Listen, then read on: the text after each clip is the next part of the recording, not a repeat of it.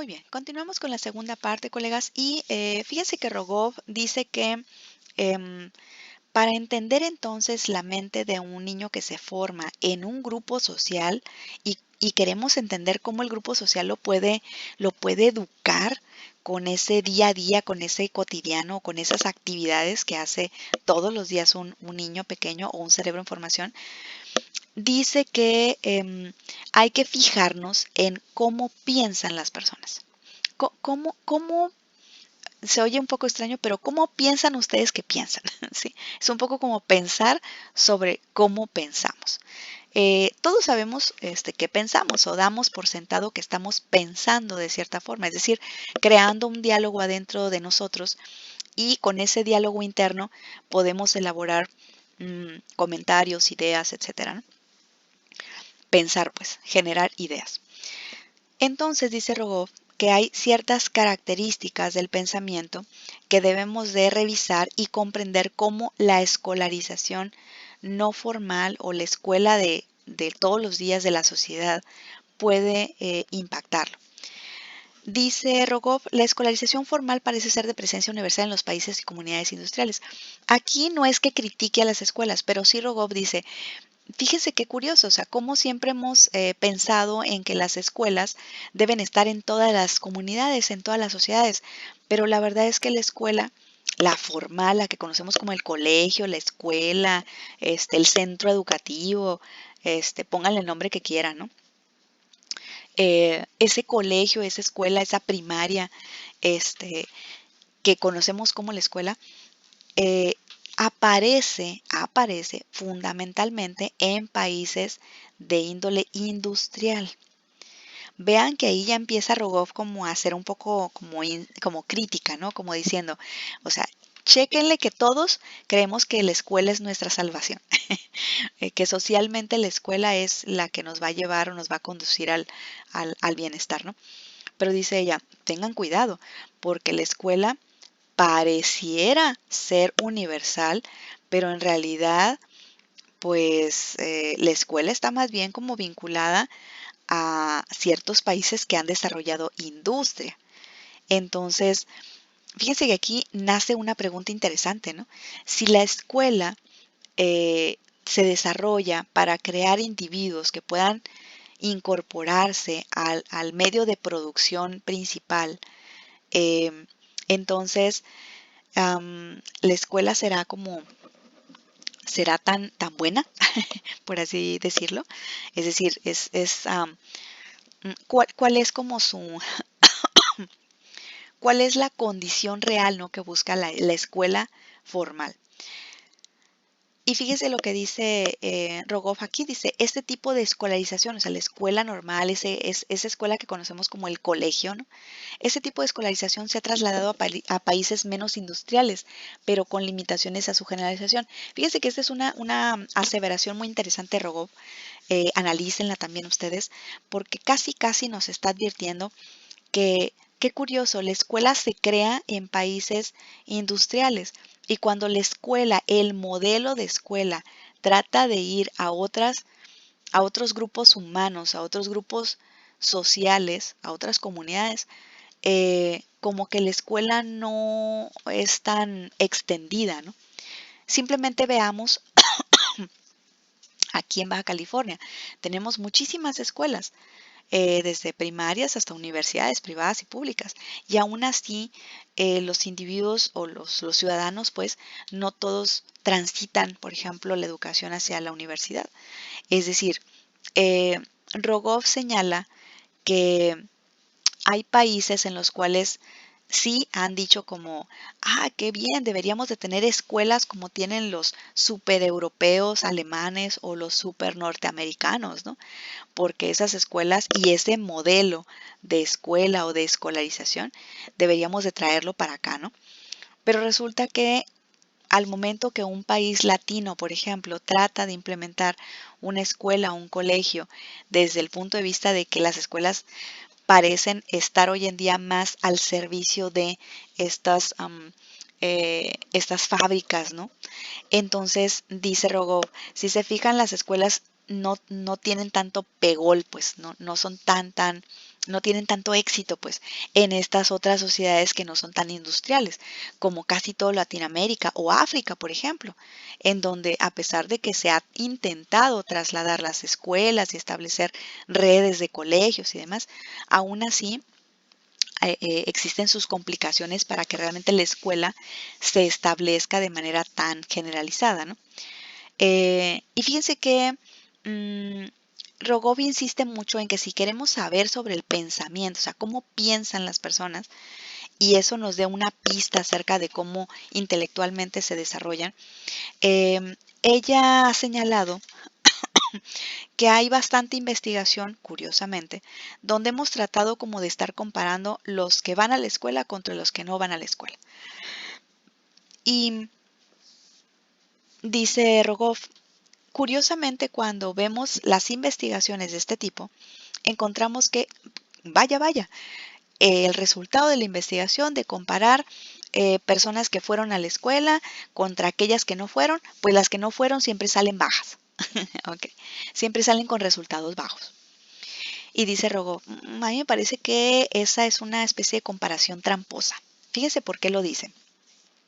Rogoff asume o señala que cuando hacemos pruebas, o más bien cuando llevamos todo el sistema escolarizado a países como África, Venezuela, Chile, y curiosamente no tienen tanto pegue, no tienen tanto éxito, eh, aparentemente o de acuerdo a Rogoff, es quizá porque las personas habitualmente en su vida cotidiana aprenden y desarrollan conocimientos muy distintos a los que vemos dentro del ambiente escolar. Por ejemplo, dice Rogoff, los estudiantes que van a las escuelas pues aprenden a resolver problemas matemáticos que están redactados de cierta forma, aprenden a usar el vocabulario de cierta manera. Eso no quiere decir que las personas que no van a la escuela o que no están escolarizadas no tengan una capacidad para funcionar y para vivir bien. De hecho, la misma Rogoff señala, ¿no? Que es sorprendente cómo puede haber este grupo poblacional con menos capacidades educativas, pero aún así tienen una cierta visión de la vida y de cómo se deben de hacer las cosas, ¿no? Humanamente hablando. Entonces vean aquí cómo Rogoff hace esto, hace este tipo de análisis de cómo es que la escuela cambia el pensamiento de los alumnos. Y ella dice esto. Identifica que los sujetos escolarizados muestran destrezas cognitivas vinculadas fuertemente con las tareas, pues sí, ¿no? Con las tareas escolares. Si un sujeto ha estado escolarizado desde el preescolar, pues claro que sus habilidades las hemos entrenado exclusivamente para que sepa hacer eso. Solo eso. Incluso las personas o los alumnos que van a las escuelas, cuando les damos cosas como por ejemplo varios dibujos de frutas y verduras, por ejemplo, inmediatamente es posible que puedan agrupar o poner juntos todos los que son frutas y todos los que son verduras. Es decir, no las agrupan por su color, su forma o su sabor, sino las agrupan por un concepto escolar, que algo que aprendieron en la escuela, ¿no? Y por supuesto, dice Rogoff, que los estudiantes que van a la escuela o que están en la escuela normal memorizan materiales con estrategias espontáneas para almacenar cantidades grandes de datos. Es decir, el estudiante que está en una escuela, en un colegio, en una universidad, en un bachiller, se espera que tengan una capacidad gigantesca para poder memorizar datos o materiales, como dice aquí, de tal manera que eh, los alumnos, como ustedes, se acostumbran a guardar grandes cantidades de información que vienen desde las palabras, desde lo verbal, pues. ¿Ok? Y fíjense que Rogoff es muy cuidadosa, entonces, porque dice, a ver, queremos comparar personas como las personas que están en África, que casi no tienen escolaridad, contra los escolarizados de Europa, pues simplemente el comparativo no tiene nada que ver porque en el caso de los que están en Europa, pues pertenecen a sociedades altamente industrializadas. En ese caso, o en esa situación, la escolarización ha cambiado la manera en la que existe el pensamiento lógico y racional en la mente del estudiante. Este estudiante que viene escolarizado, pues reconoce el tipo de manera en la que está escrito un problema matemático para encontrar la X o la Y, pero también este individuo pues ha estado impactado por las reglas del aprendizaje que le muestran en la escuela, ¿no? Y por eso tiene un pensamiento muy lógico. Cuando le pones un problema matemático, pues los individuos se han habituado tanto, los alumnos se han habituado por tantos años a hacerlo, que bueno, pues ya es algo sencillo. Sin embargo, los sujetos no escolarizados muestran una cierta preferencia por obtener conclusiones sobre la base de la experiencia y no solo a partir de la información contenida en el problema. La escolarización puede ser necesaria para resolver los problemas piagetanos propios del periodo operatorio formal.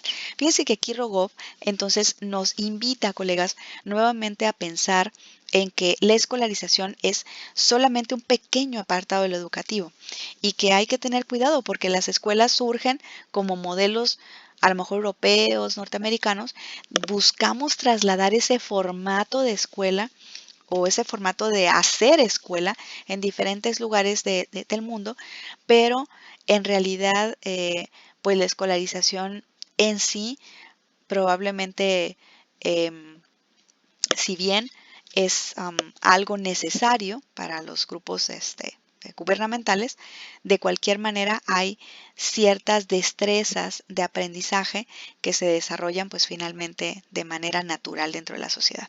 Entonces vean cómo Rogov termina como un poquito criticando a los investigadores que nos vamos con la finta, si se puede decir así, de que creemos que la escuela desarrolla un tipo de pensamiento que es preferente, ¿no? Que es el único. Dice Rogov, mi conclusión es que los datos no apoyan un concepto de destrezas intelectuales de carácter general o un efecto generalizado de la escolarización sobre el logro cognitivo. Más bien parecen existir relaciones específicas entre lo que habitualmente se hace en la escuela y determinadas actividades cognitivas. Es decir, en su momento Rogov nos deja como muy claro que la escuela no cambia las habilidades intelectuales pues, de las personas. No es eso, eh, porque más bien si Rogov dice, si yo le consulto a una persona que no tenga escolarización, claro que piensa, claro que habla, claro que convive con otras personas. O sea, no, el hecho de no tener la educación formal no limita a que tenga otras destrezas. Entonces Rogov es muy insistente sobre esto, colegas, que pensar que podemos como medir que el CI o el coeficiente intelectual venga exclusivamente por el impacto de la escuela para Rogov y otros autores no es del todo cierto, sino que la escuela nos entrena por años y años a pensar de una sola manera. Y en ese sentido estamos sobreentrenados, no tanto educados, sino sobreentrenados.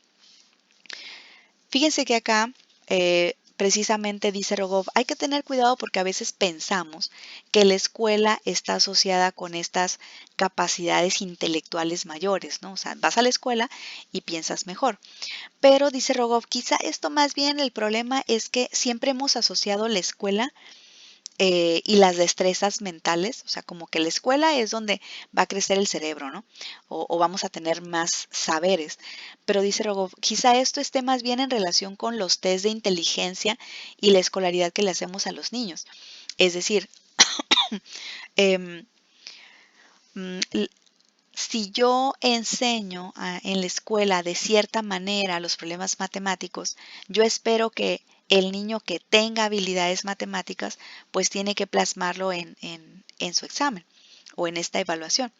Pero en este caso, Rogov insiste en que cuidemos que cuando hablamos de si la escuela realmente cambia el pensamiento y nos hace pues más inteligentes, quizá más bien lo que estamos haciendo es que constantemente estamos midiendo el pensamiento de la gente y pensamos que es una medida de inteligencia, pero en realidad es una medida que surge simplemente de que el estudiante está en contacto con un sistema escolar determinado y se ha acostumbrado por años a contestar preguntas como te las preguntan en la escuela. Entonces, un individuo que ha estado tantos años, realmente es su sobreentrenamiento lo que le ayuda a pasar los test de inteligencia. No es que sea inteligente, es que lo hemos entrenado por años a contestar preguntas, lo hemos enseñado a contestar pequeños problemas matemáticos.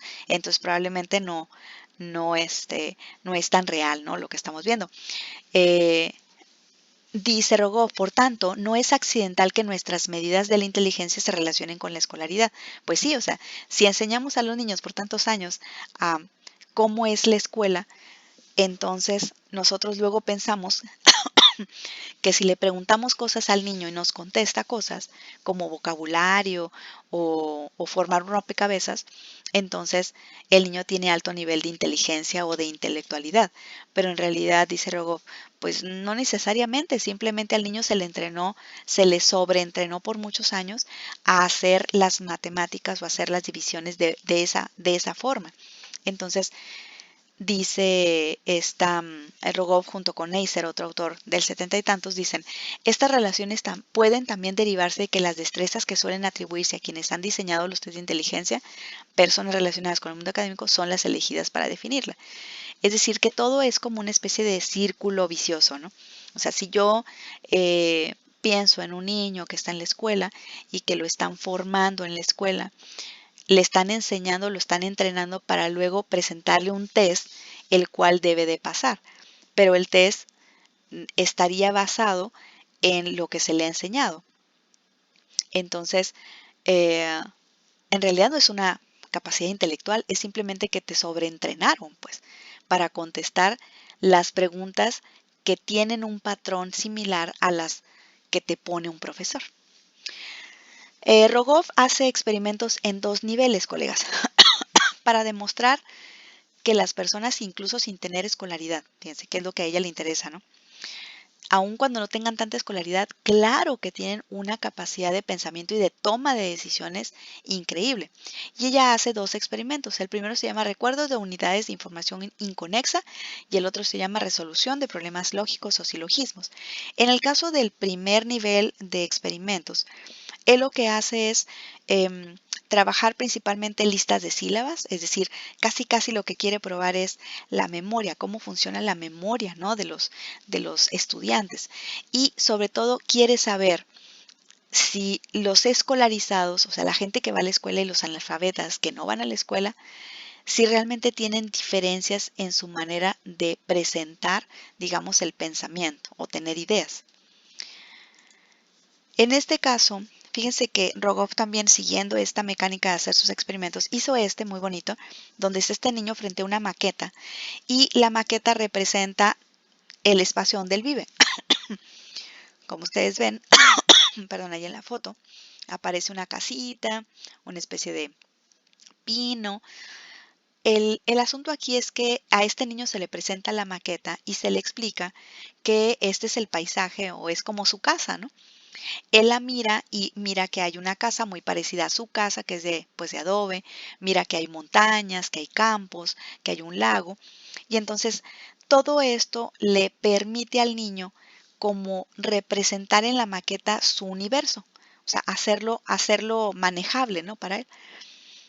Y fíjense que lo que hace Rogoff es que pone a los niños, digamos, como a aprenderse diferentes puntos de esta maqueta de memoria y luego poder decir en dónde iba ese objeto, ¿no? Por ejemplo, quitan un pequeño muñequito, una parte de un pocito que esté ahí en la maqueta o un ladrillito lo mueven y la idea es ver si el niño que está como ese que está en la fotografía, que está sentado, puede reconocer qué objeto es el que estaba en qué lugar, ¿no? Cuando Rogoff hizo estos experimentos, incluso con niños norteamericanos, vio que los niños de Guatemala eran mucho más hábiles para tanto recordar el espacio ambiental como para extraerlo. ¿Sí? Eso a lo que va, colegas, es que eh, entendemos que incluso estos niños que a lo mejor no tienen un rendimiento muy fuerte en la escuela, claro que son capaces de memorizar, son capaces de entender su mundo y que en ese sentido, entonces, la educación no depende solo y exclusivamente de la escuela, sino que en este caso, cuando hablamos de un niño como el que tenemos en la foto, que a lo mejor no sabe leer y escribir, él tiene su propia manera de poder como reconocer su cotidiano y puede resolver problemas. Por lo tanto, sí usa el pensamiento, solo que lo usa de manera diferente a los que vamos a la escuela. Fíjense que esto que les pongo aquí se llama silogismo y lo usaba precisamente Alexander Luria para estudiar a la gente que vivía en los pueblos allá alejados de Rusia, porque hace muchos años, antes de que Rusia fuera lo que es hoy, o bueno, antes de que Rusia fuera la Unión Soviética, que así es como se llama oficialmente, eh, Luria, um, Luria vivió una etapa en la que eh, Rusia entra en un cambio político y económico. Y había muchos pueblitos así como alejados de Moscú, ¿no? Que es la capital de la Unión Soviética, muy, muy lejos en las provincias, así lejos, lejos. Y entonces se le ocurre a Luria ir a visitar estos pueblos y hacerles preguntas, porque lo que quería saber es si las personas que vivían en estas comunidades como muy alejadas de Moscú tendrían la capacidad de aprender, de tomar decisiones, es decir, hacer incluso hasta pensamiento matemático, ¿no? Aunque no tuvieran mucha formación. Entonces, fíjense que en este silogismo, Luria le dice a un individuo que le va a contar algo, que ponga atención y cuando él termine, por favor, conteste. Vean lo que está preguntando en este caso. eh, am, Déjenme quitar el cuadrito porque no alcanzo a ver. Ah, no me deja. Vean lo que dice la primera parte del silogismo. Se le presenta a un señor de una comunidad de estas que son sin sistemas educativos formales, ¿no? Y dice Rogov, a ver, dice, en el norte donde hay nieve todos los osos son blancos. Novaya Zemsla está en el norte, ahí hay nieve siempre. ¿De qué color son los osos en ese lugar? Uno diría blancos, ¿no? Pero entonces el individuo al que le está haciendo la prueba dice, nosotros solo hablamos de lo que sabemos, no hablamos de lo que hemos visto. No puede entender el silogismo, pues. Si se fijan, la persona ya rechazó como que yo no entiendo qué me estás preguntando. Y entonces le pregunta el evaluador, ¿pero qué quieren decir mis palabras? O sea, lo regresa a que trate de entender el silogismo. Y entonces se fijan, la persona va dando como sus argumentos de que cómo él va a decir cómo son los osos que hay en otro lugar que él no ha visto. No es posible. Es decir, es una tarea imposible para él. Así que lo que demuestra Rogov con estos ejercicios o con este tipo de tareas, así como de investigación, con gente que está en las provincias y que está en lugares muy apartados, que las personas que viven incluso en estas circunstancias tienen una manera muy propia de ver la realidad, que no podemos ver los que tenemos escolaridad. Es como si ir a la escuela como que nos pone una especie de como de tela transparente enfrente de los ojos o medio nebulosa que no nos deja ver cómo piensan las personas que no tienen este tipo de educación, ¿no? Y finalmente Rogov hace otra serie de experimentos también para poder entender cómo funciona la cognición humana. Ella genera algo que llamamos precisamente relación de problemas lógicos o silogismos, que es como el que les había mostrado. Lo que hace Bárbara en este tipo de experimentos es que utiliza un lenguaje especializado, diferente de otros géneros, y que sea fácil de manejar, ¿no? Que se puede usar en la práctica o en la comprensión de problemas en la propia escuela. Es decir, utiliza este tipo de maneras de hablar, ¿no? con las personas. Y luego dice, en la escuela las personas se familiarizan con su aplicación a problemas de lógica en este sentido. Y finalmente, en los silogismos aplicados a otras culturas, se razona en pos de la experiencia directa, pero no como posibilidad de explicación de algo no vivido. ¿Qué es lo que les decía hace ratito, no? Este silogismo que les puse eh, es un ejercicio claro del tipo que hacía Rogov a su público con el que estaba haciendo investigaciones. Y como ven aquí, dice que las personas incluso que no tienen tanto nivel de educación o que no han ido a la escuela, dan sus propias versiones de la explicación de lo que se les pregunta, pero no a manera conceptual, pues, porque las personas que no han ido a la escuela, pues no han estado, digamos, como programadas por la escuela. Este autor, que es pues más o menos contemporáneo de la misma Rogov, dice: Goodnow considera que muchas diferencias entre los grupos culturales en relación con el logro en tareas cognitivas comunes se deben en gran medida a las diferentes interpretaciones acerca de qué problemas se resuelven en la tarea y a los diferentes valores en función de las cuales se definen los métodos más adecuados de solución. Por ejemplo, la velocidad en lograr una solución con el menor número de movimientos o redundancia, manipular físicamente los materiales contra reorganizarlos mentalmente, buscar una solución propia versus un argumento de autoridad. Mostrar una determinada habilidad antes de que esté plenamente consolidada, como por ejemplo en un test, puede ser considerado como una parte importante del proceso de aprendizaje en algunas culturas, pero es inadecuado en otro. Fíjense que aquí Rogov hace entonces una crítica al hecho de aplicar test, pues, y dice, a ver, le queremos aplicar test a todo mundo, pero en realidad esos test están cercanos a la cultura del individuo o está preparado realmente para entender cómo tiene que manipular apropiadamente un test y encontrar información fidedigna. Entonces, la propuesta entonces de Bárbara Rogov es que entendamos que la escuela es una institución, pero que no es la única institución que educa. Ella demuestra que en estos pueblos en los que no había personas con educación, hay un estilo de pensar y el estilo de pensar es que se concentra en lo empírico. Lo que la persona observa y mira es lo que existe. Y generalmente las respuestas de las personas que no tienen este entrenamiento o sobreentrenamiento en las instituciones educativas, pues es como, sí, tiene pensamiento, sabe pensar, pero lo hace de una manera como mucho más apegada a los objetos que lo que quisiéramos muchos pedagogos, ¿no? Y fíjense que ya para terminar esta presentación, colegas, Rogov propone que pensemos en un nicho de desarrollo. Pensemos como un niño, un ente que se está formando, tiene estos tres elementos alrededor de él, ¿no? Tiene un entorno físico y social alrededor del niño, que generalmente se lo proporcionan primariamente los padres, pero luego cuando sale de la casa, este entorno físico y social se lo ofrece la escuela, ¿no? La primaria, el jardín, la guardería, luego la primaria, luego la secundaria, luego la colonia, los amigos. Ellos forman parte de ese entorno físico y social que le va también a educar a un niño. Otro elemento muy importante para Rogov son las prácticas de cuidado y crianza.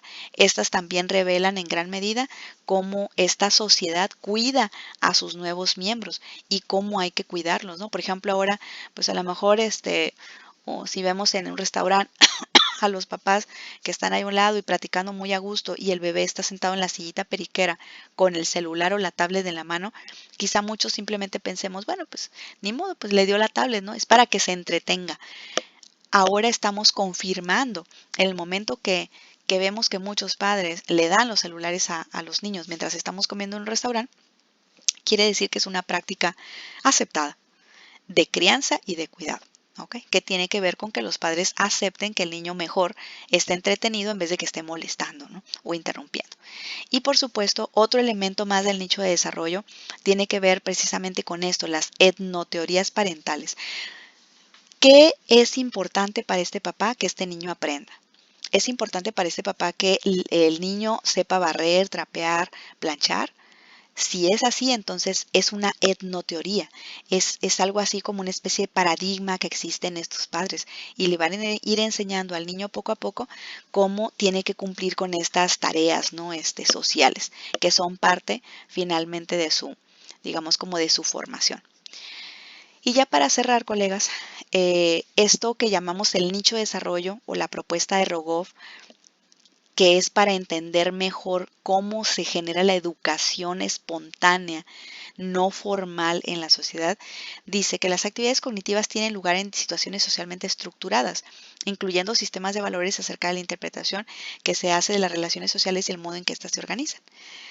Y también, por supuesto, la forma en que los sujetos intentan resolver los problemas están intrínsecamente relacionada con los valores y las metas de la sociedad, con los instrumentos y con las instituciones por las que se requiere la adquisición de los problemas y la práctica de su solución. Lo que veíamos hace un momento.